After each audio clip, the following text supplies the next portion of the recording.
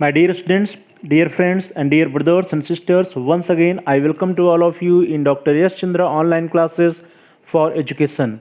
मेरे प्रिय विद्यार्थियों, प्यारे भाई और बहनों, प्यारे साथियों, प्यारे मित्रों, मैं आप सभी लोगों का doctor Yash Chandra online classes for education में बहुत बहुत स्वागत करता हूं। आप सभी लोगों का हार्दिक स्वागत है, हार्दिक अभिनंदन है। मेरे प्रिय विद्यार्थियों, प्यारे भाई और बहनों, प्यारे साथियों, जैसा कि आप सभी लोग जान रहे हैं कि पिछले कुछ कक्षाओं से, पिछले कुछ वीडियो से हम सभी लोग मानवाधिकार एवं कर्तव्य that is human rights and duties से रिलेटेड कुछ मल्टीपल चॉइस क्वेश्चंस का अभ्यास कर रहे हैं। विद्यार्थियों, कुछ बहुविकल्पी प्रश्नों का अभ्यास कर रहे हैं, एक्सरसाइज कर रहे हैं। तो उसी सीरीज में, उसी श्रृंखला में आज की क्लास में हम सभी लोग 30 महत्वपूर्ण जो 30 इंपॉर्टेंट मल्टीपल चॉइस क्वेश्चंस हैं जो कि रिलेटेड हैं ह्यूमन राइट्स एंड ड्यूटीज से, उसका अभ्यास करेंगे, उसकी एक्सरसाइज करेंगे। तो प्रिय विद्यार्थियों, जैसा कि मैंने आपको पहले भी बताया कि ये जो प्रश्न है, ये ऐसे प्रश्न हैं जो जीएस या जीके में आ सकते हैं और साथ ही साथ कॉम्पिटिटिव एग्जाम में जहां पर मानवाधिकार से प्रश्न पूछे जाते हैं वहां पर भी इन प्रश्नों को पूछा जा सकता है। तो प्यारे भाई और बहनों, प्रिय विद्यार्थियों, प्रिय साथियों, चलिए आज की क्लास को स्टार्ट करते हैं। और आज की क्लास में हम सभी लोग मानवाधिकार या ह्यूमन राइट्स एंड ड्यूटी से related 30 important objective type question या मल्टीपल चॉइस क्वेश्चन का अभ्यास करेंगे।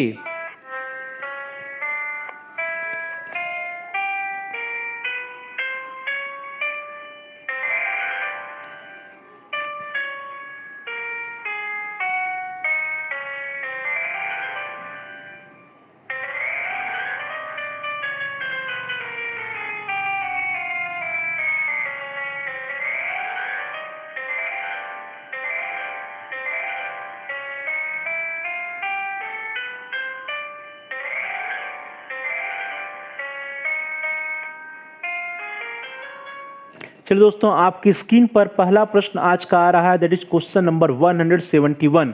प्रिय विद्यार्थियों, पहला प्रश्न है आज के लिए 171 क्वेश्चन नंबर।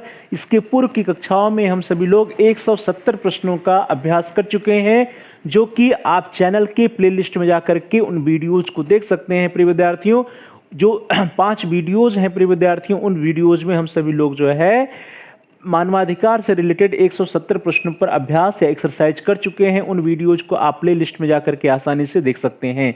इस क्लास में, इस वीडियो के अंतर्गत जो पहला प्रश्न है वो प्रश्न है क्वेश्चन नंबर 171 और प्रश्न है कि निम्नलिखित में से नागरिक तथा राजनीतिक अधिकार है। प्रिय विद्यार्थियों, निम्नलिखित में से नागरिक और राजनीतिक अधिकार कौन सा है? और आपके ऑप्शंस आपकी स्क्रीन पर है। ए, जायदाद रखने का अधिकार, बी, गोपनीयता, परिवार, घर तथा विवाह का अधिकार, सी, किसी भी धर्म को मानने का अधिकार, या D, all of the above या उपर्युक्त सभी। तो प्रिय विद्यार्थियों, जल्दी से अपने आंसर को चैट बॉक्स में टाइप कर दीजिए। जो आपके अनुसार इन विकल्पों में से सबसे सही विकल्प हो या सबसे उपयुक्त विकल्प लग रहा हो, आप अपने आंसर को चैट बॉक्स में टाइप कर सकते हैं यदि आप लाइव क्लास के दौरान प्रेजेंट हैं। तो क्या होगा प्रिय विद्यार्थियों, निम्नलिखित में से नागरिक तथा राजनीतिक अधिकार कौन सा है? यह प्रश्न है, तो कौन सा होगा?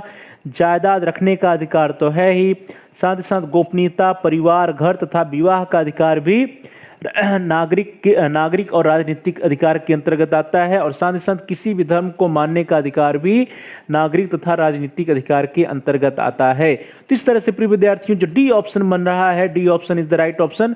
आप सभी प्रिय विद्यार्थियों में से, प्यारे भाई और बहनों में से, प्यारे साथियों में से जिन लोगों ने डी ऑप्शन चुना है, जिन लोगों के आंसर डी है, आप सभी लोगों के उत्तर, आप सभी लोगों के आंसर सही है। जायदाद रखने का अधिकार हो, या गोपनीयता, परिवार, घर तथा विवाह का अधिकार हो, या किसी भी धर्म को मानने का अधिकार हो, ये सभी अधिकार नागरिक तथा राजनीतिक अधिकार के अंतर्गत आते हैं।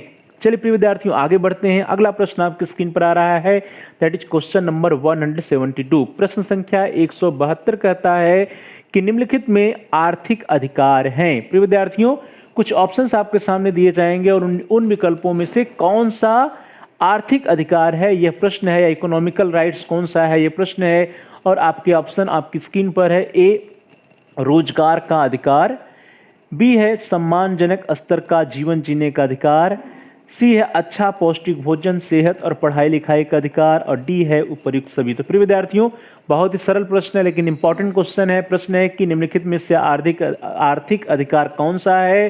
और इस आपके विकल्प आपकी स्क्रीन पर हैं। ए रोजगार का अधिकार, बी सम्मानजनक स्तर का जीवन जीने का अधिकार, सी अच्छा पौष्टिक भोजन, सेहत और पढ़ाई लिखाई का अधिकार, और डी है उपयुक्त सभी। तो क्या होगा, जल्दी से आप अपने आंसर को चैट बॉक्स में टाइप कर दीजिए। प्रिय विद्यार्थियों का आर्थिक अधिकार के अंतर्गत क्या आएगा, तो रोजगार का अधिकार तो आएगा ही आएगा, साथ ही सम्मानजनक स्तर का जीवन जीने का अधिकार भी आएगा, और उसी के साथ साथ अच्छा पौष्टिक भोजन, सेहत और पढ़ाई लिखाई का अधिकार भी आर्थिक अधिकार के अंतर्गत ही आता है। तो इस तरह से जो डी ऑप्शन है प्रिय विद्यार्थियों, D option is the right option. आप सभी लोगों में से जिन लोगों ने डी ऑप्शन चुना है, जिन लोगों का आंसर डी है या ऑल ऑफ द अबव उपयुक्त सभी है, आप सभी लोगों का उत्तर सही है। आर्थिक अधिकार के अंतर्गत रोजगार का अधिकार भी आता है, साथ ही साथ सम्मानजनक स्तर का जीवन जीने का अधिकार भी आर्थिक अधिकार के अंतर्गत ही आता है, और अच्छा पौष्टिक भोजन, सेहत और पढ़ाई लिखाई का अधिकार भी आर्थिक अधिकार के अंतर्गत आते हैं। तो चलिए दोस्तों आगे बढ़ते हैं। अगला प्रश्न आपकी स्क्रीन पर आ रहा है प्रिय विद्यार्थियों, दैट इज क्वेश्चन नंबर 173। प्रश्न संख्या 173 आपकी स्क्रीन पर कि किस संविधान संशोधन के द्वारा संपत्ति का अधिकार को मौलिक अधिकार की सूची से हटाया गया। प्रिय विद्यार्थियों ध्यान दीजिए, बहुत इंपॉर्टेंट क्वेश्चन है। किस संविधान संशोधन के द्वारा संपत्ति के अधिकार को मौलिक अधिकार की सूची से हटाया गया, और इसके ऑप्शंस आपकी स्क्रीन पर।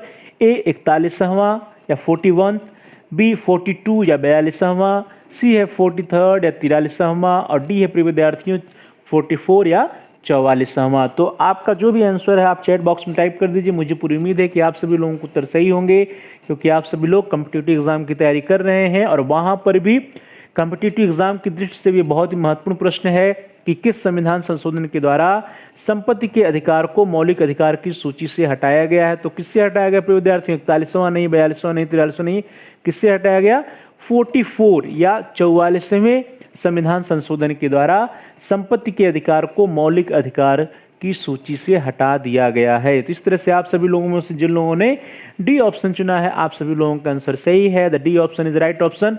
संविधान के 44वें संशोधन के द्वारा संपत्ति के अधिकार को मौलिक अधिकार की सूची से हटाया गया है। चलिए प्रिय विद्यार्थियों आगे बढ़ते हैं हम लोग। अगला प्रश्न आपकी स्क्रीन पर आ रहा है, दैट इज क्वेश्चन नंबर 174। प्रश्न संख्या 174 आपकी स्क्रीन पर। प्रश्न है कि निम्नलिखित में मानव अधिकार हैं। प्रिय विद्यार्थियों ध्यान दीजिए, बहुत ही सरल प्रश्न है लेकिन इंपॉर्टेंट क्वेश्चन है कि निम्नलिखित में मानव अधिकार कौन कौन से हैं, और आपके जो ऑप्शन है विकल्प है वो आपकी स्क्रीन पर है। ए समता का अधिकार, बी जल का अधिकार, सी स्वच्छ पर्यावरण का अधिकार, और डी उपयुक्त सभी। तो प्रिय विद्यार्थियों आपको जो भी आंसर सही लग रहा हो उसको आप चैट बॉक्स में टाइप कर सकते हैं कि निम्नलिखित में मानव अधिकार कौन से हैं। तो कौन से हैं प्रिय विद्यार्थियों, यदि हम लोग मानव अधिकार या ह्यूमन राइट्स की बात करते हैं तो समता का अधिकार भी जो है मानव अधिकार है। हमको स्वच्छ जल भी मिलना चाहिए तो जल का अधिकार भी मानव अधिकार है, और स्वच्छ पर्यावरण भी हमको मिलना चाहिए तो स्वच्छ पर्यावरण का अधिकार भी मानव अधिकार के अंतर्गत आता है। तो इस तरह से ऑल ऑफ द अबव या उपयुक्त सभी जो चौथा ऑप्शन है प्रिय विद्यार्थियों, D option is the right option. आप सभी प्रिय विद्यार्थियों में से, प्यारे भाई और बहनों में से, प्यारे साथियों में से जिन लोगों ने डी ऑप्शन चुना है, जिन लोगों का आंसर उपयुक्त सभी है, आप सभी लोगों का उत्तर सही है। मानव अधिकार या ह्यूमन राइट के अंतर्गत समता का अधिकार भी आता है, जल का अधिकार भी आता है, स्वच्छ पर्यावरण का भी अधिकार आता है। चलिए प्रिय विद्यार्थियों आगे बढ़ते हैं। अगला प्रश्न आपकी स्क्रीन पर है, दैट इज 175, क्वेश्चन नंबर 175 या 175, और वो प्रश्न है कि समवर्ती सूची के प्रावधान को किस देश के संविधान से लिया गया है। प्रिय विद्यार्थियों जो हमारे देश में समवर्ती सूची या कंकरेंट लिस्ट का प्रावधान है वो किस देश के संविधान से लिया गया है, ये प्रश्न है और बहुत ही सरल प्रश्न है प्रिय विद्यार्थियों। इसके ऑप्शंस आपकी स्क्रीन पर हैं। ए रूस, बी जापान, सी दक्षिण अफ्रीका, और डी ऑस्ट्रेलिया। तो आप जल्दी से अपने उत्तर को चैट बॉक्स में टाइप कर दीजिए प्रिय विद्यार्थियों कि कंकरेंट लिस्ट या समवर्ती सूची का प्रावधान जो भारतीय संविधान में, इंडियन कॉन्स्टिट्यूशन में है, वो किस देश के संविधान से लिया गया है। और इसके ऑप्शन आपकी स्क्रीन पर है। ए रूस, बी जापान, सी दक्षिण अफ्रीका, और डी ऑस्ट्रेलिया। वेरी गुड, आप जल्दी से अपने आंसर को चैट बॉक्स में टाइप कर दीजिए। शाबाश। क्या होगा, रूस से नहीं लिया गया प्रिय विद्यार्थियों, दक्षिण अफ्रीका से नहीं लिया गया है, जापान से भी नहीं लिया गया है, कहाँ से लिया गया है, ऑस्ट्रेलिया से लिया गया है। तो इस तरह से आप सभी लोगों में से जिन लोगों ने ऑस्ट्रेलिया आंसर दिया है, जिन लोगों का आंसर डी है, ऑप्शन डी आपने चुना है, आप सभी लोगों के उत्तर सही है। भारतीय संविधान में जो समवर्ती सूची का प्रावधान है प्रिय विद्यार्थियों, कंकरेंट लिस्ट या समवर्ती सूची का प्रावधान ऑस्ट्रेलिया के संविधान से लिया गया है। चलिए प्रिय विद्यार्थियों आगे बढ़ते हैं। अगला प्रश्न आपकी स्क्रीन पर आ रहा है, दैट इज क्वेश्चन नंबर 176। बहुत ही सरल प्रश्न है लेकिन इंपॉर्टेंट क्वेश्चन है प्रिय विद्यार्थियों।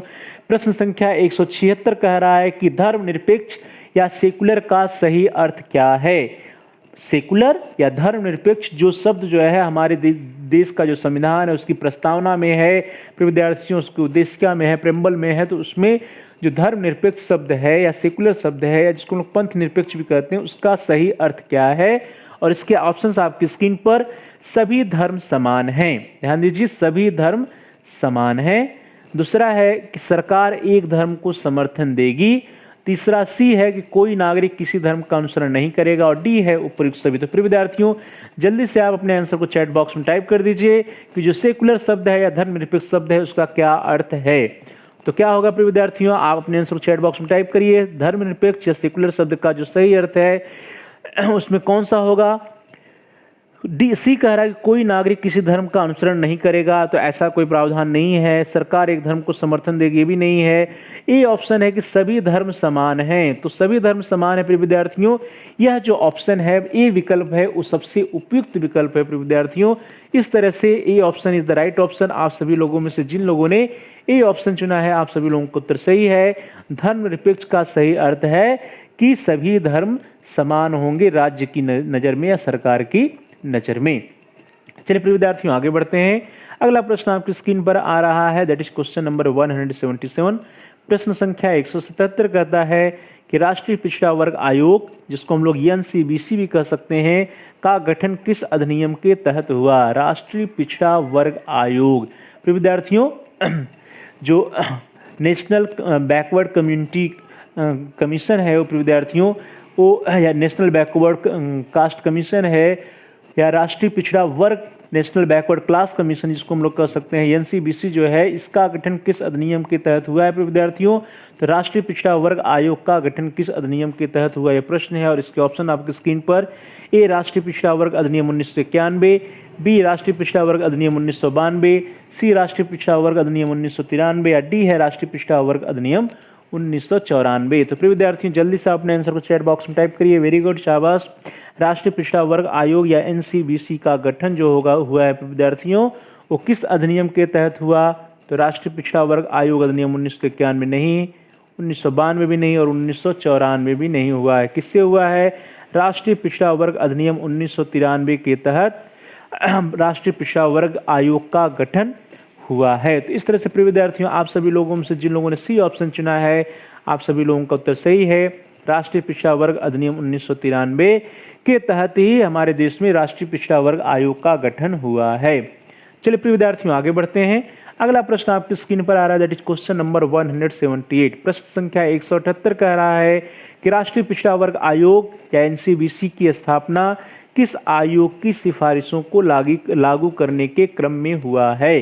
तो विद्यार्थियों बहुत ही महत्वपूर्ण प्रश्न है, बहुत ही इंपॉर्टेंट क्वेश्चन है कि जो राष्ट्रीय पिछड़ा वर्ग आयोग की स्थापना हुई है हमारे देश में वो किस आयोग की रिकमेंडेशंस या सिफारिशों को लागू करने के क्रम में हुआ है। और इसके विकल्प आपकी स्क्रीन पर है प्रिय विद्यार्थियों। ए मंडल आयोग या मंडल कमीशन, बी है कोठारी आयोग या कोठारी कमीशन, सी है मुदालियर आयोग या मुदालियर कमीशन, या डी है राधा कृष्णन आयोग या राधा कृष्णन कमीशन। तो प्रिय विद्यार्थियों आप अपने आंसर को चैट बॉक्स में जल्दी से टाइप कर दीजिए कि राष्ट्रीय पिछड़ा वर्ग आयोग की स्थापना किस आयोग की सिफारिशों को लागू करने के क्रम में हुआ था। तो मुझे पूरी उम्मीद है कि आप सभी लोगों को उत्तर सही होंगे। आप अपने आंसर को चैट बॉक्स में टाइप करिए।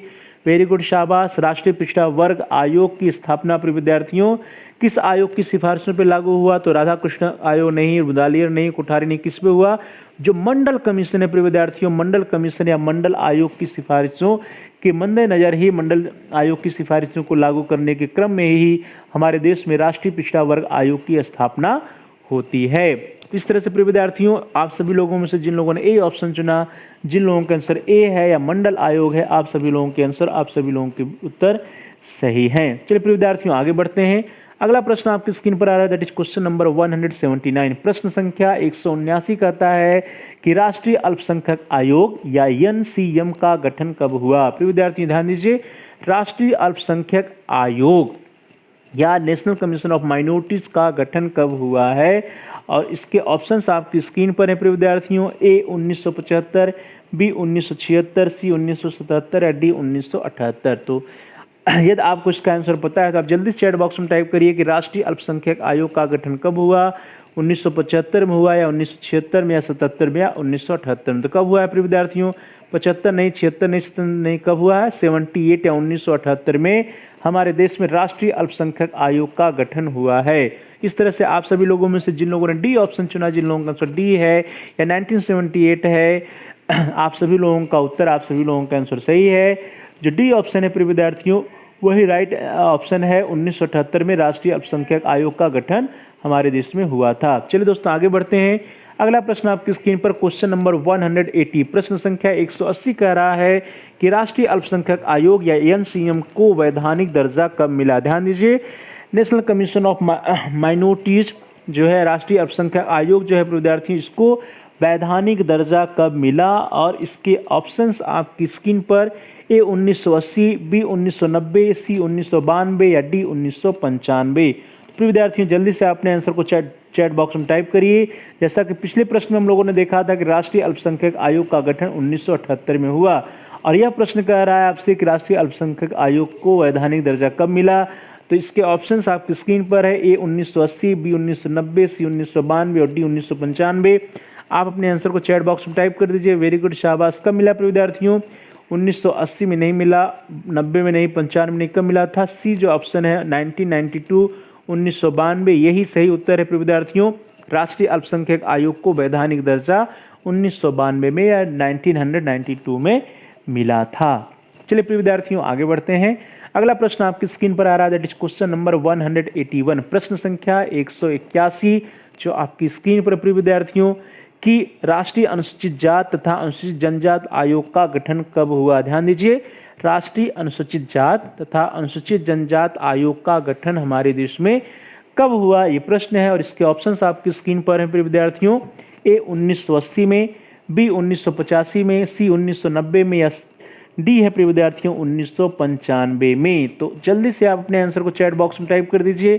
वेरी गुड, राष्ट्रीय अनुसूचित जात तथा अनुसूचित जनजात अर्थात schedule caste and schedule tribe caste जो है, तो राष्ट्रीय अनुसूचित जात एंड अनुसूचित जनजात आयोग का गठन कब हुआ? और इसके ऑप्शंस आपकी स्क्रीन पर, ए 1980, बी 1985, सी 1990 और डी 1995। तो आपके हिसाब से जो सही उत्तर उसको आप चैट बॉक्स में टाइप कर सकते हैं प्रिय विद्यार्थियों। तो क्या होगा? इसका सही उत्तर है 1980 नहीं, 85 नहीं, 95 नहीं, कब हुआ? 1990 में हुआ। तो प्रिय विद्यार्थियों इस तरह से C option is the right option. राष्ट्रीय अनुसूचित जात तथा राष्ट्रीय अनुसूचित जात तथा अनुसूचित जनजात आयोग का गठन हमारे देश में 1990 या 1990 में हुआ था। तो चलिए दोस्तों आगे बढ़ते हैं। इस तरह से आप सभी लोगों में जिन लोगों ने सी आंसर दिया है, सी ऑप्शन चुना है, या 1990 ऑप्शन 1990 आपका उत्तर है, या सी ऑप्शन आपका उत्तर है क्वेश्चन नंबर 181 का, तो आपका उत्तर सही है।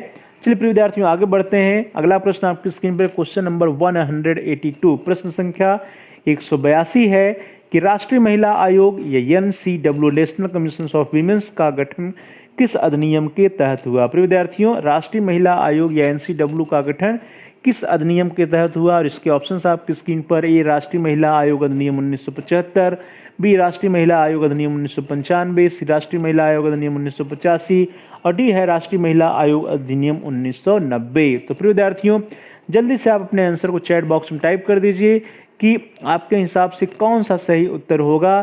राष्ट्रीय महिला आयोग या एनसीडब्ल्यू का गठन किस अधिनियम के तहत हुआ? और जो ऑप्शन है उस ऑप्शन में से, उन विकल्पों में से जो आपको सही उत्तर लगता है उसको आप चैट बॉक्स में टाइप कर सकते हैं। तो क्या होगा सही उत्तर विद्यार्थियों?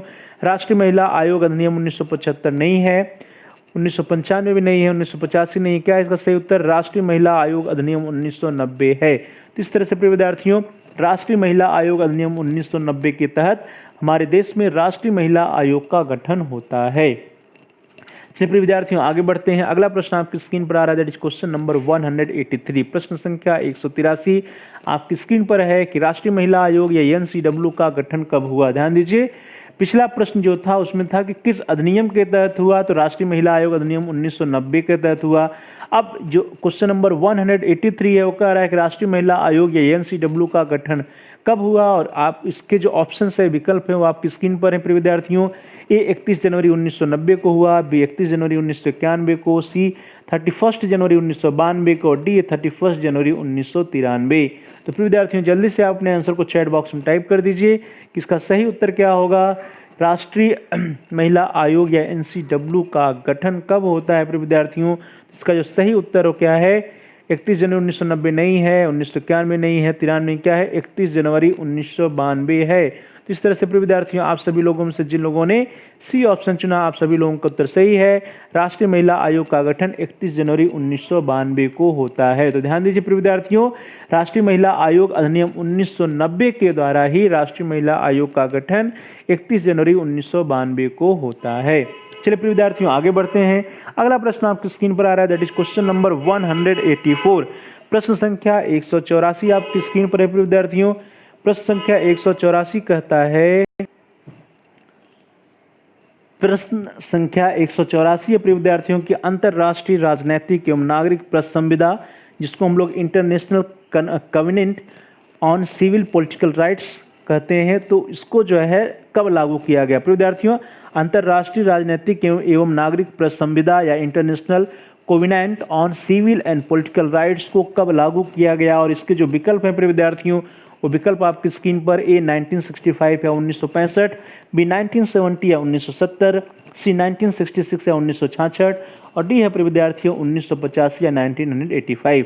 तो प्रिय विद्यार्थियों जितने भी ऑप्शंस दिए गए हैं उन ऑप्शंस में से, उन विकल्पों में से आपको जो सही विकल्प लग रहा है उसको आप चैट बॉक्स में टाइप कर सकते हैं कि अंतरराष्ट्रीय राजनीतिक एवं नागरिक प्रश्न संविदा that is international covenant on civil and political rights को कब लागू किया गया। और इसके जो विकल्प हैं प्रिय विद्यार्थियों, उन विकल्पों में से जो सबसे एप्रोप्रिएट ऑप्शन है, जो सही उत्तर होगा प्रिय विद्यार्थियों क्या है, 1965 नहीं, 70 नहीं, 85 नहीं, क्या है 1966 जो है सही उत्तर होगा। तो इस तरह से आप सभी लोगों में से जिन लोगों ने सी ऑप्शन चुना है, आप सभी लोगों का उत्तर सही है।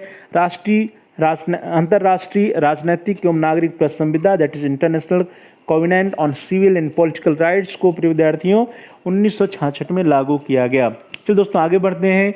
अगला प्रश्न इसी से रिलेटेड है, क्वेश्चन नंबर 185। प्रश्न संख्या 185 कह रहा है प्रिय विद्यार्थियों कि नागरिक और राजनैतिक अधिकारों पर अंतरराष्ट्रीय नियम दैट इज ICCPR संयुक्त राष्ट्र महासभा के प्रस्ताव 2200A XXI द्वारा कब हस्ताक्षर, अनुसमर्थन और परिग्रहण के लिए प्रस्तुत किया गया। ध्यान दीजिए प्रिय विद्यार्थियों, प्रश्न को ध्यान से पढ़िए कि नागरिक और राजनीतिक अधिकारों पर अंतरराष्ट्रीय नियम दैट इज ICCPR संयुक्त राष्ट्र महासभा के प्रस्ताव 2200A21 द्वारा कब हस्ताक्षर, अनुसमर्थन और परिग्रहण के लिए प्रस्तुत किया गया।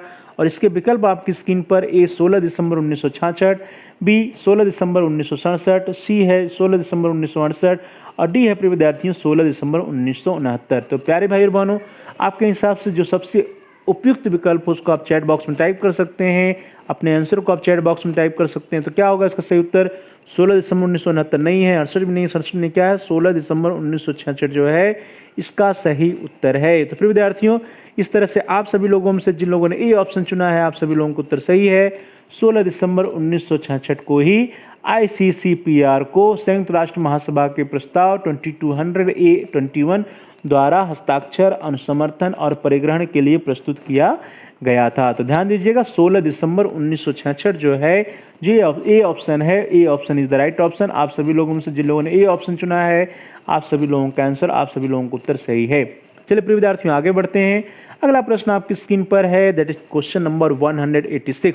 प्रश्न संख्या 186 है कि ICCPR नागरिक और राजनीतिक अधिकारों की सुरक्षा प्रदान करने वाली एक प्रमुख अंतर्राष्ट्रीय मानवाधिकार संधि है। यह संधि कब प्रभावी हुई है। ध्यान दीजिए कि यह संधि कब प्रभावी हुई, यह प्रश्न है कि ICCPR नागरिक और राजनीतिक अधिकारों की सुरक्षा प्रदान करने वाली एक अंतर्राष्ट्रीय मानवाधिकार संधि है। यह संधि कब प्रभावी हुई और इसके ऑप्शंस आपकी स्क्रीन पर, ये 23 मार्च 1976 को, बी 30 मार्च 1977 को, सी है प्रिय विद्यार्थियों 15 मार्च 1978 को या डी है 25 मार्च 1980 को। तो प्यारे भाई और बहनों, प्रिय विद्यार्थियों, प्रिय साथियों, आपको जो सही विकल्प लगे, जो आपको सही उत्तर लगे, उसको आप चैट बॉक्स में टाइप कर सकते हैं कि ICCPR नागरिक और राजनीतिक अधिकारों की सुरक्षा प्रदान करने वाली एक प्रमुख अंतर्राष्ट्रीय मानवाधिकार संधि है और यह संधि कब प्रभावी होती है प्रिय विद्यार्थियों? तो 25 मार्च 1980 को नहीं, 15 मार्च 1978 को नहीं, 30 मार्च 1977 को नहीं। कब प्रभावी हुई? 23 मार्च 1976 से यह संधि या अंतर्राष्ट्रीय मानवाधिकार संधि जो है प्रभावी है। तो इस तरह से आप सभी लोगों में से जिन लोगों ने ए ऑप्शन चुना है, जिन लोगों के आंसर ए है, आप सभी लोगों के आंसर, आप सभी लोगों के उत्तर, आप सभी लोगों के विकल्प सही हैं। चलिए दोस्तों आगे बढ़ते हैं। अगला प्रश्न आपकी स्क्रीन पर, दैट इज क्वेश्चन नंबर 187। प्रिय विद्यार्थियों, प्रश्न संख्या 187 आपकी स्क्रीन पर आ रहा है और वो कहता है कि संविधान की आत्मा किसे कहते हैं। प्रिय विद्यार्थियों ध्यान दीजिए, यह प्रश्न जो है इसको स्पष्ट रूप से जान लीजिए कि संविधान की आत्मा किसे कहते हैं और इसके जो विकल्प हैं वो आपकी स्क्रीन पर हैं।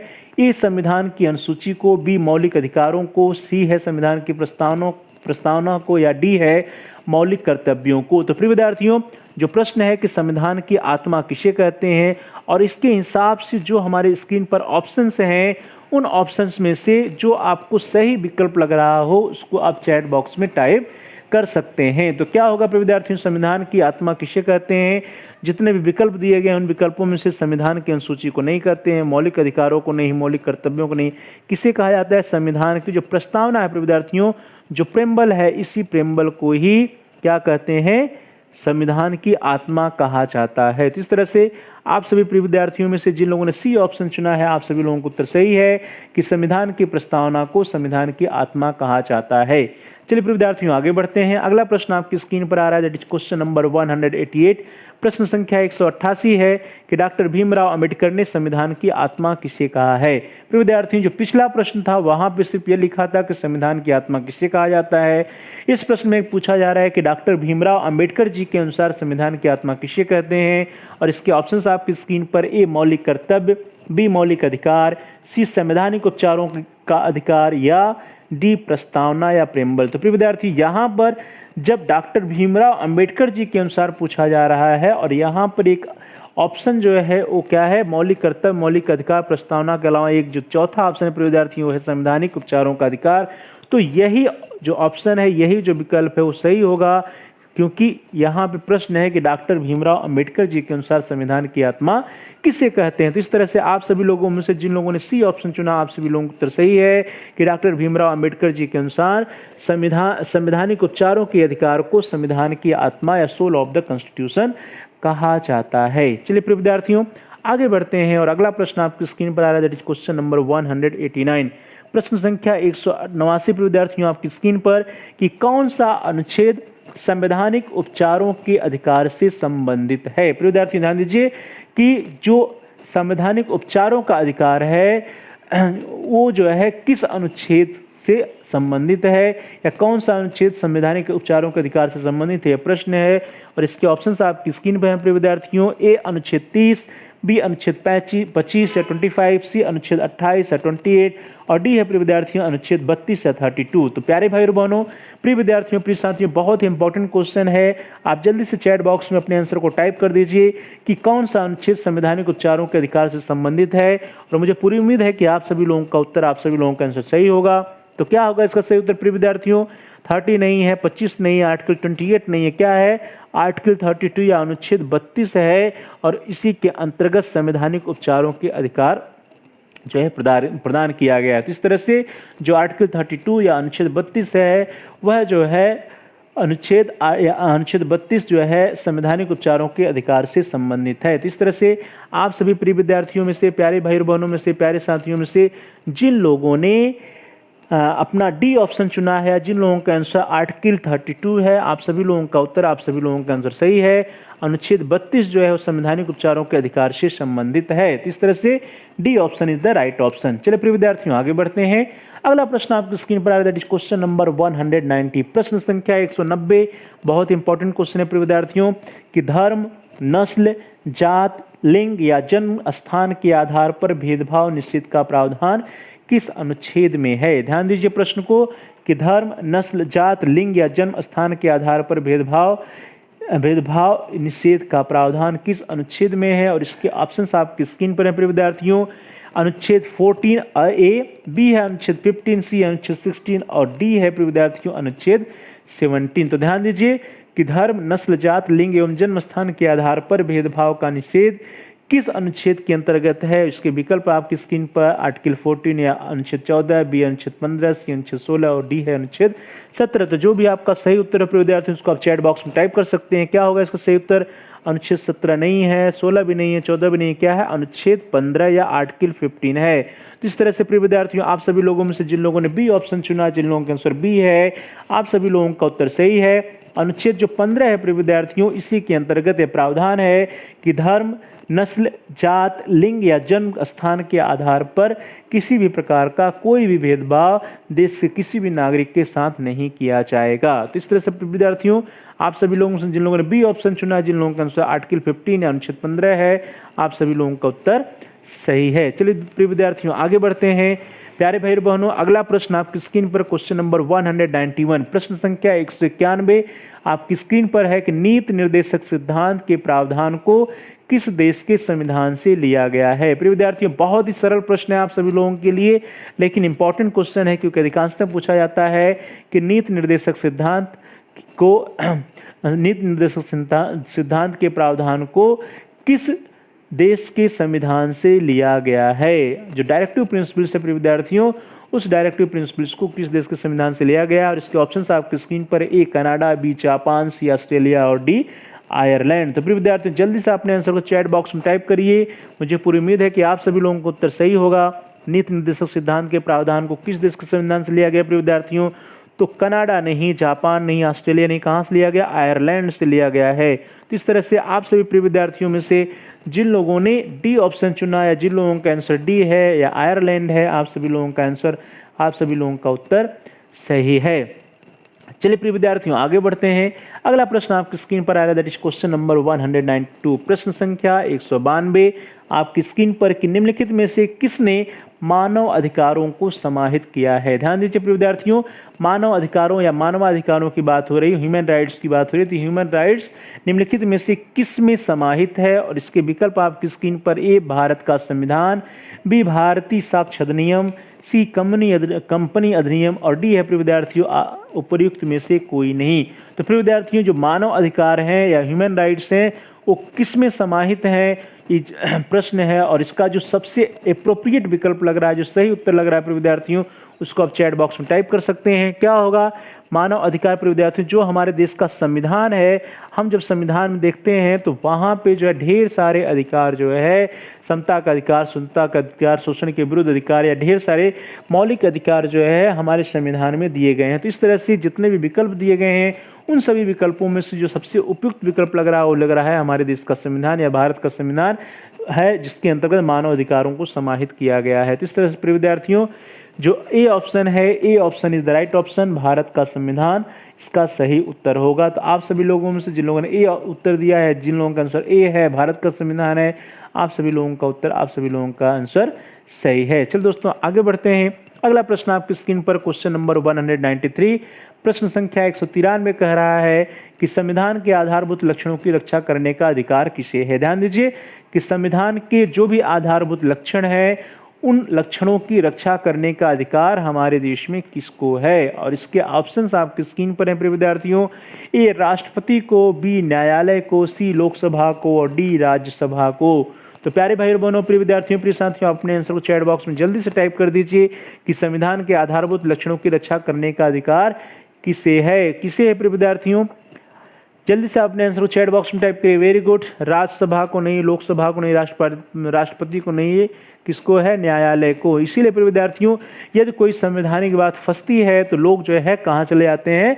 न्यायालय में चले जाते हैं या कोर्ट में चले जाते हैं। तो न्यायालय को ही संविधान के आधारभूत लक्षणों की रक्षा करने का अधिकार है। तो इस तरह से प्रिय विद्यार्थियों, जो बी ऑप्शन है, B option is the right option, जो न्यायालय है प्रिय विद्यार्थियों, न्यायालय के ऊपर ही संविधान के आधारभूत लक्षणों की रक्षा करने का अधिकार होता है। तो इस तरह से आप सभी लोगों में से जिन लोगों ने बी ऑप्शन चुना है, जिन लोगों का आंसर कोर्ट है, न्यायालय है, आप सभी लोगों के उत्तर, आप सभी लोगों के विकल्प सही हैं। चलिए प्रिय विद्यार्थियों, आगे बढ़ते हैं।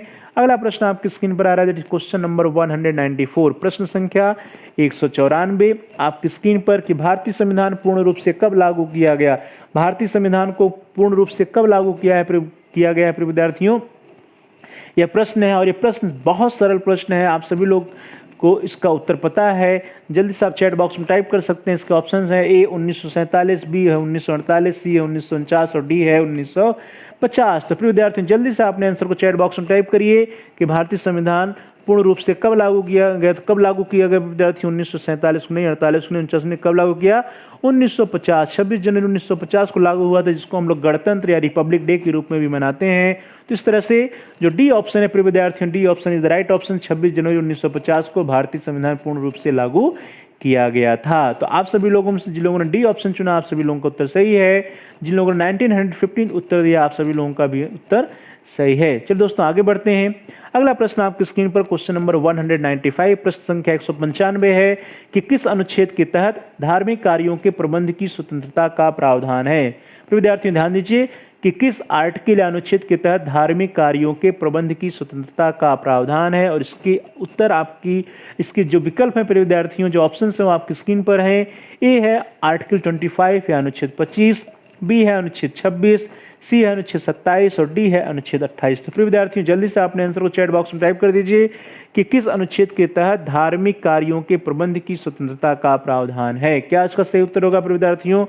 जल्दी से आप चैट बॉक्स में टाइप कर सकते हैं। 25 नहीं है, 27 नहीं, 28 नहीं, क्या है? आर्टिकल 26 या अनुच्छेद 26 है। अनुच्छेद 26 के अंतर्गत धार्मिक कार्यों के प्रबंध की स्वतंत्रता का प्रावधान है। तो प्रिय विद्यार्थी इस तरह से आप सभी लोगों में से जिन लोगों ने बी ऑप्शन चुना, जिन लोगों का आंसर बी है या आर्टिकल 26 है, अनुच्छेद 26 है, आप सभी लोगों को उत्तर, आप सभी लोगों के विकल्प सही हैं। चलिए दोस्तों आगे बढ़ते हैं। अगला प्रश्न आपकी स्क्रीन पर आ रहा है, क्वेश्चन नंबर 196, प्रश्न संख्या 196 है कि निम्न में से कौन सा कार्य भारतीय संविधान के अनुच्छेद 17 के अंतर्गत छुआछूत माना जाता है। तो विद्यार्थियों जो अनटचेबिलिटी या छुआछूत की बात है, तो वहीं से प्रश्न है कि निम्न में से कौन सा कार्य भारतीय संविधान के अनुच्छेद 17 के अंतर्गत छुआछूत माना जाता है, और इसके ऑप्शंस आपकी स्क्रीन पर। ए धार्मिक दार्शनिक आधार पर छुआछूत को सही ठहराना, बी किसी व्यक्ति को सार्वजनिक स्थल पर प्रवेश करने से रोकना, सी किसी व्यक्ति को सामान बिक्री एवं सेवाएं देने से रोकना, और डी है प्रिय विद्यार्थियों उपरोक्त सभी। तो जल्दी से आपने आंसर को चैट बॉक्स में टाइप कर दीजिए कि छुआछूत जो है किसे कहा जाता है, किसे माना जाता है, यही प्रश्न है। और इसके ऑप्शंस आपकी स्क्रीन पर है। धार्मिक दार्शनिक आधार पर छुआछूत को सही ठहराना, तो ये अनटचेबिलिटी या छुआछूत है। तो ये सही उत्तर हो सकता है प्रिय विद्यार्थियों। किसी व्यक्ति को सार्वजनिक स्थल पर प्रवेश करने से रोकना, तो यह भी सही हो सकता है। और किसी व्यक्ति को सामान बिक्री या सेवाएं देने से रोकना, तो यह भी सही हो सकता है। तो इस तरह से प्रिय विद्यार्थियों ए भी सही है, बी भी सही है, सी भी सही है। तो जो डी ऑप्शन बनता है प्रिय विद्यार्थियों, D option is the right option, that is all of the above या उपयुक्त सभी। तो प्रिय विद्यार्थियों इस तरह से जितने भी यहाँ पे कथन दिए हैं, क्रियाएं दी गई हैं, सभी क्रियाओं को छुआछूत अनुच्छेद 17 के अंतर्गत छुआछूत माना जाता है। जैसे धार्मिक दार्शनिक आधार पर छुआछूत को सही ठहराना, या किसी व्यक्ति को सार्वजनिक स्तर पर प्रवेश करने से रोकना, या किसी व्यक्ति को सामान बिक्री एवं सेवाएं देने से रोकना, जो है क्या है, अनटचेबिलिटी या छुआछूत के अंतर्गत आता है। तो प्रिय विद्यार्थियों इस तरह से आप सभी लोगों में से जिन लोगों ने डी ऑप्शन चुना है, आप सभी लोगों को उत्तर सही है। जिन लोगों ने ऑल ऑफ द एबव या उपरोक्त सभी कहा, या जिन लोगों का आंसर डी है, आप सभी लोगों के उत्तर, आप सभी लोगों के आंसर सही हैं। चलिए दोस्तों आगे बढ़ते हैं। अगला प्रश्न आपकी स्क्रीन पर क्वेश्चन नंबर 197, प्रश्न संख्या 197 कि निम्न में से कौन से मूल अधिकार राष्ट्रीय आपातकाल के दौरान स्वतः समाप्त नहीं होते हैं। विद्यार्थियों आप सभी लोग जान रहे हैं कि जब हमारे देश में आपातकाल लगता है तो अधिकांश अधिकार जो है और स्वतः समाप्त मान लिए जाते हैं उस समय के लिए। तो प्रश्न वहीं से है कि निम्न में से कौन सा मूल अधिकार ऐसा है जो राष्ट्रीय आपात के दौरान स्वतः समाप्त नहीं होता है, और इसके ऑप्शंस आपकी स्क्रीन पर विद्यार्थियों। ए अनुच्छेद 19-20, बी अनुच्छेद 29-30, सी अनुच्छेद 20-21 और डी है विद्यार्थियों अनुच्छेद 25 से 28। तो जल्दी से अपने आंसर को चैट बॉक्स में टाइप कर दीजिए। वेरी गुड, शाबाश। क्या होगा विद्यार्थियों? ऐसे मूल अधिकार जो राष्ट्रीय आपातकाल के दौरान भी स्वतः समाप्त नहीं किए जा सकते हैं, ये कौन से हैं? अनुच्छेद 19-20 नहीं है, अनुच्छेद 29-30 नहीं है, 25-28 नहीं। कौन से हैं? अनुच्छेद 20 और 21 है विद्यार्थियों, अनुच्छेद 20-21 ऐसे मूल अधिकार दिए गए हैं हमारे संविधान के द्वारा जिसको कि राष्ट्रीय आपातकाल के दौरान भी स्वतः समाप्त नहीं किया जा सकता है। तो प्रिय विद्यार्थियों इस तरह से आप सभी लोगों में से जिन लोगों ने सी ऑप्शन चुना है, जिन लोगों का आंसर सी है, आर्टिकल 20 एंड 21 है, अनुच्छेद 20 और 21 है, आप सभी लोगों के उत्तर, आप सभी लोगों के आंसर सही हैं। प्रिय विद्यार्थियों अनुच्छेद 20 और 21, जिसमें अनुच्छेद जो 20 है, आर्टिकल 20 है, वो है अपराधों के लिए दोष सिद्धि के संबंध में संरक्षण। ध्यान दीजिए कि अपराधों के लिए दोष सिद्धि के संबंध में संरक्षण का प्रावधान अनुच्छेद 20 में किया गया है, जबकि अनुच्छेद 21 की बात की जाए तो प्राण एवं दैहिक स्वतंत्रता का संरक्षण जो है इसका प्रावधान अनुच्छेद 21 में किया गया है। तो प्रिय विद्यार्थियों, इस तरह से राष्ट्रीय आपातकाल के दौरान भी ना तो अपराधों के लिए दोष सिद्धि के संबंध में संरक्षण के अधिकार को दैट इज अनुच्छेद 20 और ना ही प्राण एवं दैहिक स्वतंत्रता के संरक्षण के अधिकार को समाप्त किया जा सकता है। तो इस तरह से प्रिय विद्यार्थियों जो सी ऑप्शन है, C option is the right option. आप सभी लोगों में से जिन लोगों ने सी ऑप्शन चुना है आप सभी लोगों का उत्तर सही है, या जिन लोगों ने आर्टिकल 20 और 21 अनुच्छेद 20 और 21 उत्तर दिया आप सभी लोगों के उत्तर, आप सभी लोगों के विकल्प सही है। प्रिय विद्यार्थियों, अनुच्छेद 20 के अंतर्गत अपराधों के लिए दोष सिद्धि के संबंध में संरक्षण और अनुच्छेद 21 के अंतर्गत प्राण एवं दैहिक स्वतंत्रता का संरक्षण जो है, इन दोनों अधिकारों को राष्ट्रीय आपातकाल के दौरान भी स्वतः समाप्त नहीं किया जा सकता है, या नहीं स्वतः समाप्त नहीं होता है। चलिए प्रिय विद्यार्थियों आगे बढ़ते हैं। अगला प्रश्न आपकी स्क्रीन पर क्वेश्चन नंबर 198 और प्रश्न बहुत इंपॉर्टेंट है। कह रहा है निम्नलिखित में से कौन सा सुमेलित नहीं है। ध्यान दीजिए, निम्नलिखित में से कौन सा सुमेलित नहीं है, यह प्रश्न है प्रिय विद्यार्थियों। और इसके ऑप्शंस आपकी स्क्रीन पर, ए समता का अधिकार अनुच्छेद 14 से 18, बी शोषण के विरुद्ध अधिकार अनुच्छेद 23 से 24, सी है धर्म की स्वतंत्रता का अधिकार अनुच्छेद 29 से 30 और डी है प्रिय विद्यार्थियों संपत्ति का अधिकार अनुच्छेद 31 या 31। तो जल्दी से आपने आंसर को चैट बॉक्स में टाइप कर दीजिए कि इसका सही उत्तर क्या होगा, कौन सा सही सुमेलित नहीं है। तो प्रिय विद्यार्थियों, क्या हम सभी लोग समता के अधिकार या समानता के अधिकार की बात करते हैं तो अनुच्छेद 14 से 18 में दिया हुआ है। इसके उपरांत शोषण के विरुद्ध के अधिकार की बात की जाए तो भी अनुच्छेद 23 से 24 में दिया हुआ है, और संपत्ति के अधिकार की बात की जाए तो भी अनुच्छेद 31 में दिया हुआ है। तो इस तरह से प्रिय विद्यार्थियों यहाँ पे जो बच रहा है धर्म की स्वतंत्रता का अधिकार अनुच्छेद 29 से 30, यही जो है सही सुमेलित नहीं है, क्योंकि जो धर्म की स्वतंत्रता का अधिकार है वो कहाँ दिया गया प्रिय विद्यार्थियों, 25 से 28 में जो है धर्म की स्वतंत्रता का अधिकार हमारे देश के संविधान में दिया गया है। तो इस तरह से प्रिय विद्यार्थियों जो सी ऑप्शन है, C option is the right option. धर्म की स्वतंत्रता का अधिकार जिसको कि अनुच्छेद 29 और 30 के अंतर्गत कहा जा रहा है, यह गलत है। जो धर्म की स्वतंत्रता का अधिकार है प्रिय विद्यार्थियों कहाँ मिला है, अनुच्छेद 25 से 28 में मिला है, जबकि समानता का अधिकार या समता का अधिकार कहाँ है, अनुच्छेद 14 से 18 में है, और स्वतंत्रता का अधिकार 19 से 22 में है, जबकि शोषण के विरुद्ध अधिकार जो है कहाँ है, 23 से 24 में है प्रिय विद्यार्थियों, और धर्म की स्वतंत्रता का अधिकार कहाँ है, 25 से 28 में है। तो चलिए दोस्तों आगे बढ़ते हैं। अगला प्रश्न आपकी स्क्रीन पर आया, दैट इज क्वेश्चन नंबर 199, प्रश्न संख्या 199 कि निम्न में से कौन सा कथन गलत है। ध्यान दीजिए, निम्न में से कौन सा कथन गलत है, और इसके ऑप्शंस आपकी स्क्रीन पर है। ए संपत्ति के अधिकार को 44वें संविधान संशोधन के बाद हटाया गया था, पहला ऑप्शन है। बी है प्रिय विद्यार्थियों संपत्ति का अधिकार अब मात्र एक नैतिक अधिकार रह गया है, और सी है प्रिय विद्यार्थियों इस समय कुल 6 मूल अधिकार हैं, और प्रिय विद्यार्थियों डी जो है वो कह रहा है कि भारत में मूल अधिकारों को अमेरिका के संविधान से लिया गया है। अब यहाँ पे प्रश्न है कि इन सभी स्टेटमेंट में से, इन सभी कथनों में से कौन सा कथन या स्टेटमेंट गलत है, वही हमको बताना है। तो क्या होगा प्रिय विद्यार्थियों, इनमें से कौन सा कथन गलत है। तो यदि हम लोग बात करते हैं डी की कि भारत में मूल अधिकारों को अमेरिका के संविधान से लिया गया है, तो सही है प्रिय विद्यार्थियों। फिर सी की बात करें, इस समय कुल 6 मूल अधिकार हैं, ये भी सही है, और संपत्ति के अधिकार को 44वें संविधान संशोधन के बाद हटाया गया, यह भी सही। तो अब बचा जो बी ऑप्शन प्रिय विद्यार्थियों की संपत्ति का अधिकार मात्र एक नैतिक अधिकार रह गया है, यही सही उत्तर है, क्योंकि यह जो नैतिक अधिकार नहीं बल्कि विधिक अधिकार है। तो इस तरह से प्रिय विद्यार्थियों B option is the right option. आप सभी लोगों में से जिन लोगों ने बी ऑप्शन चुना है आप सभी लोगों का उत्तर, आप सभी लोगों का आंसर सही है। प्रिय विद्यार्थियों जो संपत्ति का अधिकार है अब वह एकमात्र नैतिक अधिकार नहीं रह गया है, बल्कि क्या हो गया है, अनुच्छेद 300A या अनुच्छेद 300 क के द्वारा संपत्ति के अधिकार को विधि का अधिकार बना दिया गया है। ध्यान दीजिए, अनुच्छेद 300A या 300 क के अंतर्गत संपत्ति के अधिकार को विधि का अधिकार बना दिया गया है।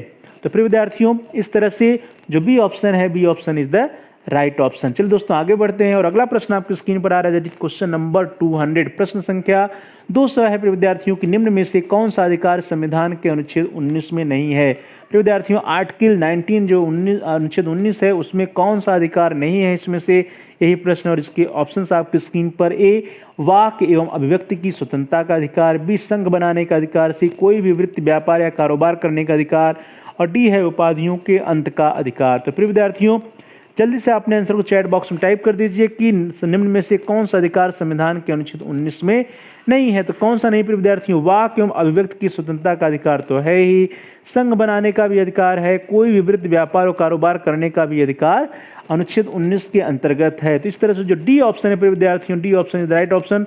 जो उपाधियों के अंत की बात की जा रही है, उपाधियों का अंत जो है वो जो है अनुच्छेद 19 के अंतर्गत नहीं है, बल्कि कहाँ है? वो अनुच्छेद 18 में है। तो इस तरह से प्रिय विद्यार्थियों, आप सभी लोगों में से जिन लोगों ने डी ऑप्शन चुना, आप सभी लोगों का आंसर सही है। उपाधियों के अंत का प्रावधान अनुच्छेद 18 में है, अनुच्छेद 19 में नहीं है। तो इस तरह से प्रिय विद्यार्थियों, प्यारे भाई और बहनों, प्यारे साथियों, हम सभी लोगों ने आज की क्लास में, इस कक्षा में 30 महत्वपूर्ण प्रश्नों के बारे में चर्चा किया, 30 महत्वपूर्ण प्रश्नों का डिस्कशन किया, उसका अभ्यास किया। तो आप सभी लोगों का बहुत बहुत धन्यवाद। अगली कक्षा में हम सभी लोग कुछ और महत्वपूर्ण क्वेश्चंस को, महत्वपूर्ण जो इंपॉर्टेंट क्वेश्चन है प्रिय विद्यार्थी ह्यूमन राइट्स, उसको लेकर के आएंगे। तो आप सभी लोगों का बहुत बहुत धन्यवाद। Thanks for watching, thanks to all of you. Please like, comment and share on the video. प्रिय विद्यार्थियों, प्यारे भाई और बहनों, प्यारे साथियों, आप इस वीडियो को लाइक करिए और इस वीडियो को अधिक से अधिक अपने दोस्तों में, फ्रेंड सर्किल में, मित्रों के साथ शेयर करिए, जिससे कि आपके सहपाठी, मित्र, शुभचिंतक भी इस वीडियो का लाभ उठा सकें और उनका भी अध्ययन कार्य सुचारू रूप से आगे बढ़ सके। और साथ साथ प्रिय विद्यार्थियों, आप इस वीडियो पे कमेंट्स भी कर सकते हैं। कमेंट्स के द्वारा यदि आपका कोई बहुमूल्य सुझाव है या कोई प्रश्न है या कोई समस्या है, तो आप उसको हम तक पहुंचा सकते हैं। हम आपके प्रश्नों का उत्तर देने का प्रयास करेंगे, आपकी समस्याओं का समाधान करने का प्रयास करेंगे और साथ ही साथ जो भी आपके वैल्यूएबल सजेशंस आएंगे, उन सुझावों पर अनुपालन करने का भी प्रयास करेंगे। तो please like, comment and share on the video, also subscribe the channel. आप सभी प्यारे भाई और बहनों में से, प्रिय विद्यार्थियों में से, प्रिय साथियों में से जिन लोगों ने अभी तक चैनल को सब्सक्राइब नहीं किया है, कृपया आप चैनल को सब्सक्राइब कर लीजिए, जिससे कि आप अपनी आवश्यकता के अनुसार, अपनी रुचि के अनुसार, अपनी नीड के अनुसार, आवश्यकता के अनुसार वीडियोज़ को प्लेलिस्ट में जाकर के सिलेक्ट करके देख पाएँ। इसके लिए ज़रूरी है कि आप चैनल को सब्सक्राइब कर लीजिए। और साथ साथ प्रिय विद्यार्थियों, जहां सब्सक्राइब लिखा होता है उसके बगल में एक बेल का आइकन है, घंटी का आकार बना है और यदि वह लाल है, रेड है, तो उसको आप प्रेस करिए। उसको प्रेस करने पर, दबाने पर कुछ विकल्प आते हैं प्रिय विद्यार्थियों, उन विकल्पों में से आप ऑल के ऑप्शन को सिलेक्ट कर लीजिए। इससे यह होगा कि जितने भी नए वीडियोज आपके कोर्स से रिलेटेड हमारे चैनल पर आएंगे या जितनी भी नई कक्षाएं होंगी प्रिय विद्यार्थियों, उसकी सूचना, उसकी नोटिफिकेशन, उसकी इन्फॉर्मेशन आपको समय से मिल जाएगी और आपका कोई भी वीडियो मिस नहीं होगा। तो प्यारे भाई बहनों, प्रिय विद्यार्थियों, प्रिय साथियों, please like, comment and share on the video, also subscribe the channel and press the bell icon all. आप सभी लोगों का बहुत बहुत धन्यवाद। Thanks for watching, thanks to all of you. Please like, comment and share on the video. Also subscribe the channel and press the bell icon all. आप सभी लोगों का बहुत बहुत धन्यवाद।